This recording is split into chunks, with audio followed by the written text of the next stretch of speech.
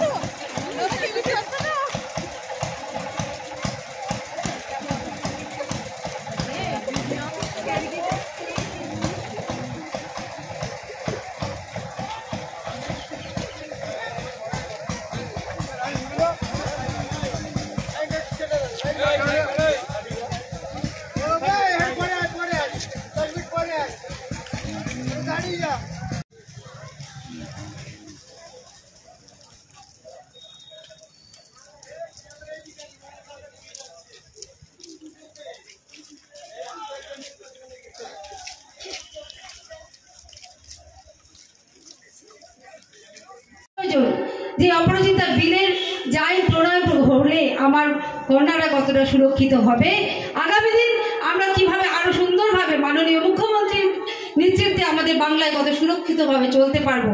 এবং শুধু বাংলার জন্য এই বিল উনি প্রণয়ন করতে চাইনি, সারা ভারতবর্ষের জন্য সেটা প্রণয়নিত হবে। তার মানে তিনি সর্বদা কিন্তু বাংলা থেকে শুরু করে ভারতবর্ষের সকল মহিলা সম্মান।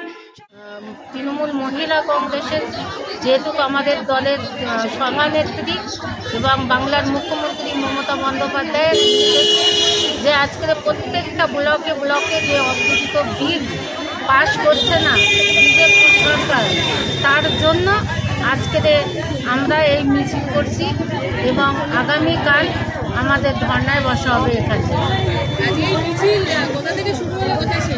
আমরা এই অফিসের মানে ব্যাংকের সম্মুখে থেকে হসপিটাল পর্যন্ত। কোন কোন জায়গা থেকে আজকে মিছিলে যোগদান করেছে মানুষ? আমাদের 7টা গ্রাম পঞ্চায়েত, রোহন্ডা, কেমিয়া, খামারপাড়া, কিতুপুর 1, কিতুপুর 2, হলতি বেলাঘাটা, দাঁতপুর, শাসন, এই 7টা পঞ্চায়েতের মহিলারাই আজকের এই মিটিংয়ে যোগদান করছে। এর আগেও অপরাজিতা বিল এর আগেও আপনারা কেন্দ্রীয় সরকারের বঞ্চনার বিরুদ্ধে এরকম মিছিল মিটিং করেছিলেন, কিন্তু ফলাফল এখনো কিছু এগোয়নি, কি বলবেন? যতদিন না হবে আমাদের নেত্রী যতদিন নির্দেশ দেবে আমরা সেই মতো আমাদের আন্দোলন চলে যাবে।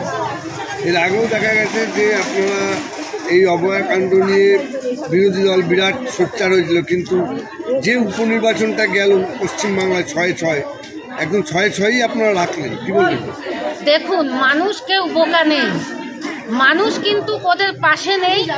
ওদের কাজ হচ্ছে শুধু ঘোটালো করা, হিন্দু মুসলমানের মধ্যে বিরোধ করে দেওয়া, যেমন আইএসএফ তেমন বিজেপি।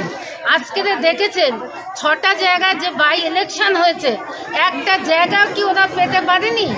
মানুষ কিন্তু বুঝে গেছে যে সিপিএম, বিজেপি, আইএসএফদের যে কাণ্ডকারণ ওরা বুঝে গেছে, ওই জন্য মানুষ ওদের প্রত্যাখ্যান করে তুলে দিয়েছে। ওদের কথায় মানুষ কর্ণপাত করবে।